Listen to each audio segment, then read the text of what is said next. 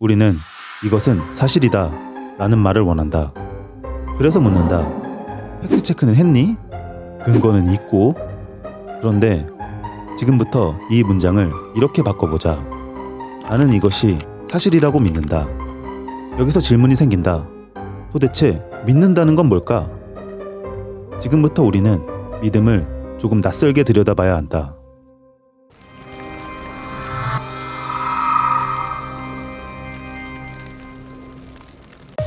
믿음은 인간 외부에서 어떻게 작동하는가? 사회학자 막스 베버는 근대 세계를 이렇게 불렀다. 탈주술화된 세계. 신이 세계를 설명하던 시대가 지나고 과학과 합리성이 기준이 된 세계. 예전에는 신이 말했다고 믿었고 지금은 과학적으로 증명되었다고 믿는다. 표현은 달라졌지만 구조는 같다. 나는 믿을 만한 권위를 세우고 그 말을 따른다. 역사학자 유발 하라리는 사피엔스에서 인류 문명을 전혀 다른 각도에서 설명한다. 서로 알지도 못하는 수백만 명의 인간은 어떻게 하나의 사회로 협력할 수 있었을까? 하라리의 대답은 단순하다. 사람들이 같은 이야기를 함께 믿었기 때문이다. 서로 알지 못하는 수많은 사람들이 성공적으로 협력할 수 있는 이유는 공통의 신화를 함께 믿기 때문이다. 모든 대규모 인간 협력은 사람들의 집단적 상상 속에서만 존재하는 공통의 신화에 뿌리를 두고 있다. 즉, 서로 모르는 수많은 사람들이 같은 목표를 향해 움직일 수 있는 이유는 혈연도 본능도 누군가의 리더십도 아니다. 그건 바로 공유된 신화, 다시 말해 함께 믿는 이야기 때문이다. 여기서 말하는 신화가 사실이냐 허구냐가 중요한 게 아니다. 어떤 이야기를 사람들이 함께 믿는 순간 서로 모르는 사람이라도 협력할 수 있다는 것. 하라리는 사피엔스가 이런 공유된 신화를 믿는 능력이 있었기에 다른 인류종을 압도할 수 있었다고 말한다. 동물들은 보통 친밀한 관계가 유지되는 최대 150마리 내의 작은 집단까지만 협력할 수 있다. 하지만 인간은 이야기를 믿는 능력 덕분에 서로 한 번도 만난 적 없는 수천, 수만, 수백만 명과도 협력할 수 있었다. 이때 중요한 점은 이것이다. 이 신화들은 자연에 새겨진 사실이 아니라 사람들의 집단적 상상 속에서만 존재한다. 그리고 이러한 상상의 질서가 실제로 작동한다고 굳게 믿는다. 하라리는 화폐, 국가, 법, 기업, 종교 같은 것들을 모두 이 범주에 포함시킨다. 그리고 그 중에서도 가장 직관적인 사례가 바로 돈이다. 10,000원 지폐 한 장이 있다. 객관적으로 보면 그것은 그냥 종이 쪼가리에 불과하다. 하지만 우리는 그 종이 한 장으로 점심을 해결할 수 있을 거라고 믿는다. 왜냐하면 우리가 그 종이에 가치가 있다고 믿기 때문이다. 국가도 마찬가지다. 대한민국. 국가는 어디에 있는가? 국기인가? 정부인가? 지도 위에 색칠된 영역인가? 객관적으로 보면 국가는 존재한다고 보기에 애매하다. 하지만 국가는 작동한다.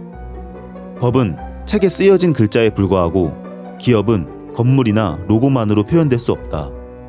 하지만 법은 인간을 통제하고 브랜드는 소비를 만들어낸다. 이제 우리는 문명을 움직이는 힘을 깨닫게 된다. 그것들이 실제로 작동한다고 진심으로 생각하는 집단적 믿음이다. 우리가 돈을 벌고 법을 따르고 브랜드를 신뢰하고 그리고 우리가 그것들을 진심으로 믿고 있는 모든 순간 위에 인간을 지배하는 믿음이 있다. 믿음은 인간 내부에서 어떻게 작동하는가? 퇴근이 늦었다. 골목에는 발걸음 소리만 조용히 울린다. 아무 일도 없을 거라 생각하던 순간 쿵! 뒤쪽에서 쓰레기통이 크게 넘어지는 소리가 난다. 나는 즉시 멈춰서서 뒤를 돌아본다. 이 짧은 순간 이미 인간의 믿음은 작동하고 있다. 쓰레기통이 저렇게 있으면 안 되는 건데? 처음 떠오르는 생각은 단순하다. 뭐야, 왜 저게 넘어졌지? 이 질문은 진짜 넘어진 이유를 알고 싶어서라기보다 뭔가 이상함을 감지했기 때문에 튀어나온다. 그래서 내가 놀라는 이유는 이것이다. 쓰레기통이 저렇게 있으면 안 되는 건데? 아동심리학자 데보라 켈러먼은 인간이 세상을 인식하는 근본적인 방식이 이런 목적 기대에서 시작된다고 말한다. 우리는 이미 알고 있다. 쓰레기통은 쓰레기를 담으라고 있는 물건이고 보통은 가만히 서 있는 게 정상이라는 것. 즉 쓰레기통이 넘어졌을 때 원래 서 있어야 하지 않나? 라는 믿음이 어긋났음을 먼저 느낀다. 이 감각이 믿음의 첫 번째 재료다. 누가 건드렸나? 몇 초가 지나면 뇌는 이미 다음 작업에 들어간다. 어긋난 목적 기대를 설명 가능한 구조로 되돌리는 작업이다. 고양이가 쓰레기통을 뒤진 건가? 혹시 누가 근처에 있는 건가? 철학자 다니엘 데니슨, 인간의 마음은 마치 이유를 생성하는 장치처럼 작동한다고 말한다. 뇌는 사건을 그냥 받아들이지 않는다. 사건을 이야기로 만든다. 여기서 중요한 점은 이것이다. 우리가 만들어내는 이야기는 진실일 필요가 없다. 아, 오늘 바람이 세서 저게 넘어졌나 보다. 단지 그럴듯한 이유면 된다. 지금 상황을 설명할 수 있는 이야기만 생겨도 불안은 눈에 띄게 줄어든다. 쓰레기통이 갑자기 넘어진 이유를 모르는 것보다 그럴듯한 설명이 있다는 느낌 자체가 우리를 진정시킨다. 인간에게 중요한 것은 무엇이 사실인가 보다 지금 이 상황이 이해 가능한 범위 안에 들어왔다는 느낌이다. 어제는 이렇지 않았었는데? 그런데 다시 한번 쿵! 이런 예측 불가능한 상황이 반복된다면? 또 다른 낯선 소리, 갑작스럽게 창문이 흔들리는 진동. 뇌는 즉시 경고음을 울린다. 어제 퇴근길은 이렇지 않았었는데? 왜냐하면 뇌는 세상이 어느 정도 예측 가능하다고 가정하며 작동하기 때문이다. 신경과학자 칼 프리스턴에 따르면 뇌는 매 순간 미래를 예측하려 한다. 여기서 말하는 예측은 그렇게 대단한 게 아니다. 다음 순간에도 세상은 대충 이럴 것이다 라는 아주 소박한 가정이다.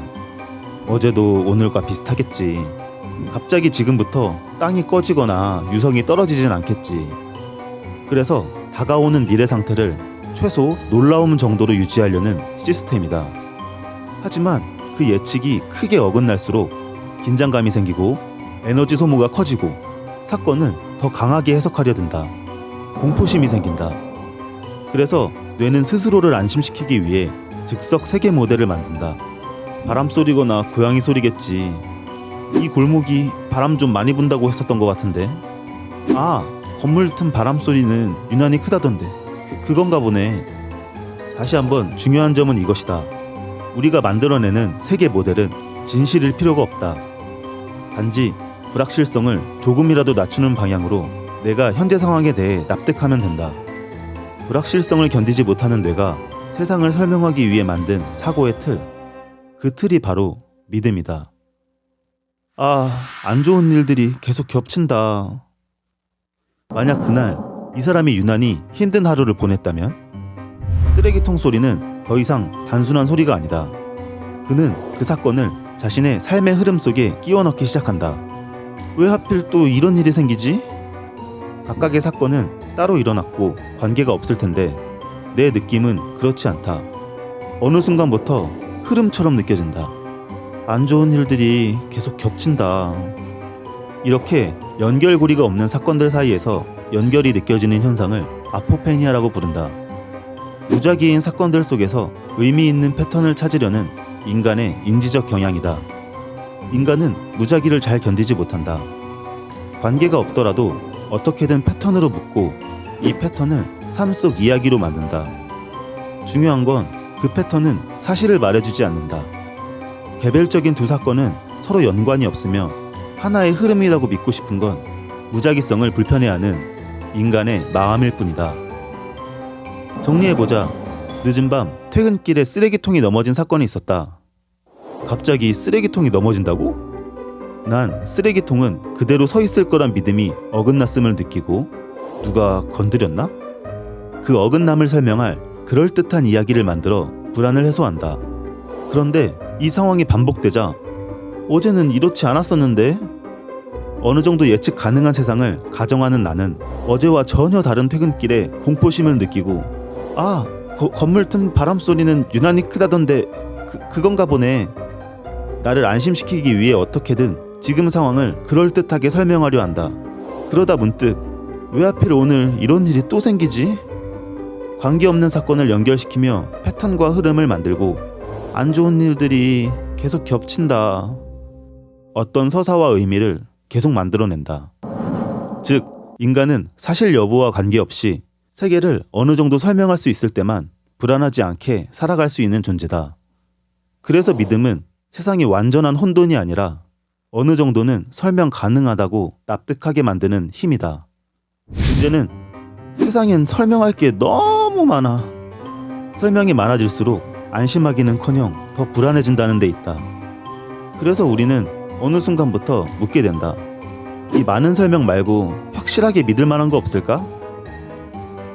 인간은 최초의 원인을 세우려고 한다. 우리가 세계를 향해 던지는 질문들은 대부분 비슷한 흐름을 가진다.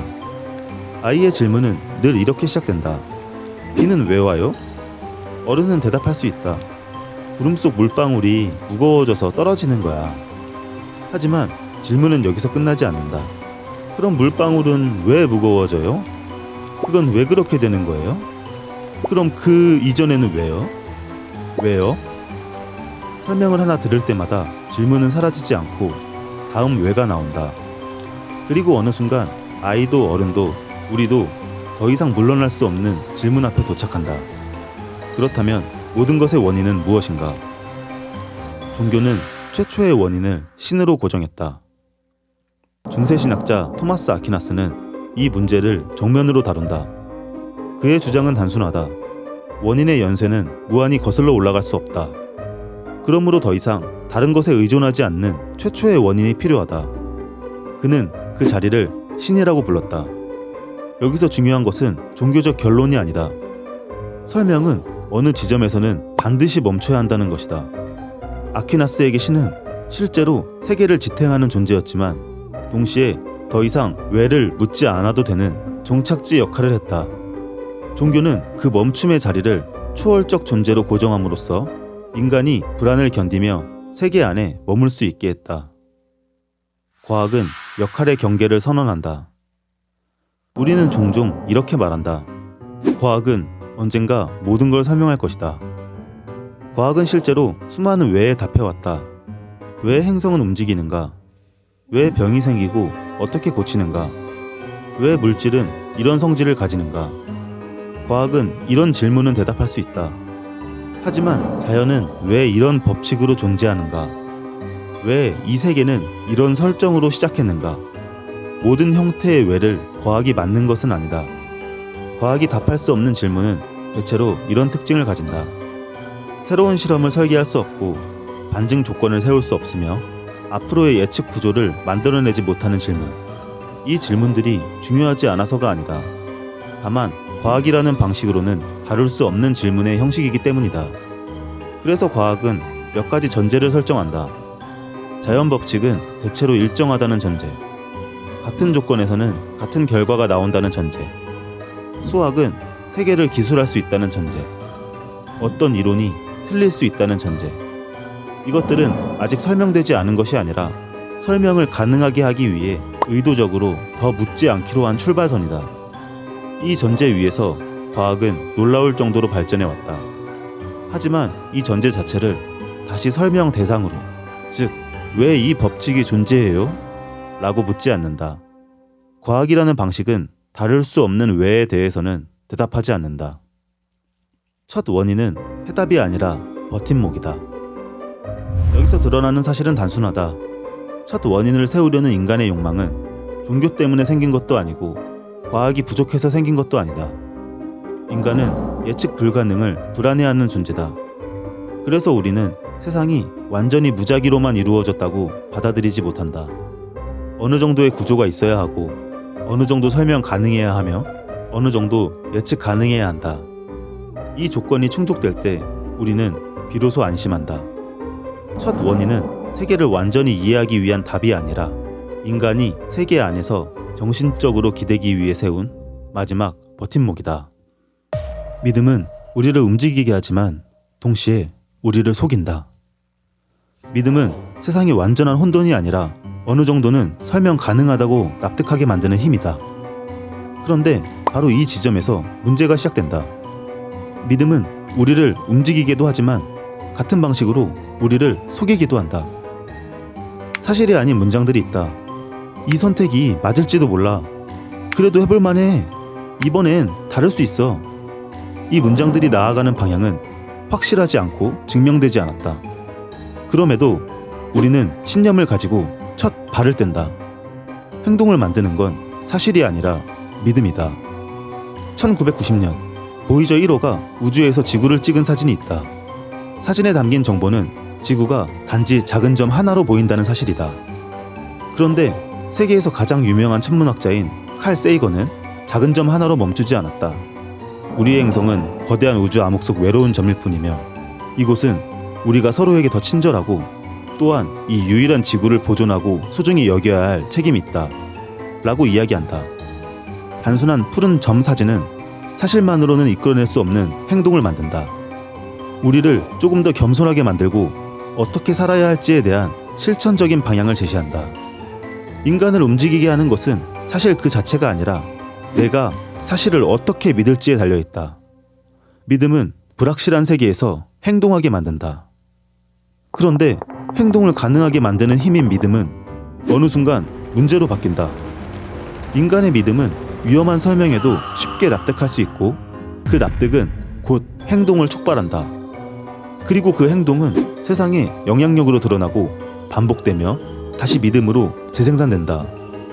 이때부터 우리는 보고 싶은 것만 보고 설명이 부족하면 그럴듯한 이야기로 채운다. 유사과학이 생기고 사이비 종교가 힘을 얻고 하나의 신념이 행동이 되어 세상 밖으로 튀어나온다. 믿음의 힘에 저항하기 어려운 이유는 단순하다. 그 믿음이 이미 나의 선택을 만들었고 나의 행동을 만들었으며 나의 역사를 만들어버렸기 때문이다. 그 믿음이 사실이 아님이 밝혀지더라도 부정하기 어려워진다. 지금까지 나의 삶이 통째로 부정당하는 느낌이 들기 때문이다. 다시 강조한다. 인간을 움직이게 하는 것은 사실 그 자체가 아니라 내가 사실을 어떻게 믿을지에 달려있다. 인간은 어떻게 믿을지에 따라 올바르게 나아갈 수 있고 잘못된 방향으로도 갈 수 있다. 믿음은 인간의 가장 거대한 힘이자 동시에 가장 취약한 약점이다. 믿음이란 무엇인가? 믿음은 확실함이 아니다. 오히려 확실하지 않다는 사실을 견디게 하는 힘이다. 믿음은 진리를 증명하지 않는다. 대신 인간을 움직이게 만든다. 우리는 정답을 알고 행동하지 않는다. 우리가 직접 움직이고 경험하면서 믿고자 하는 사실을 만들어간다. 우리가 찾아야 할 것은 믿음 그 자체가 아니다. 믿음을 조금 낯설게 보는 것이다. 사실들에 숨어있던 내가 믿고 있다를 꺼내보는 것. 그래서 마지막 질문은 이거 하나면 충분하다. 내가 지금 믿고 있는 것은 무엇인가?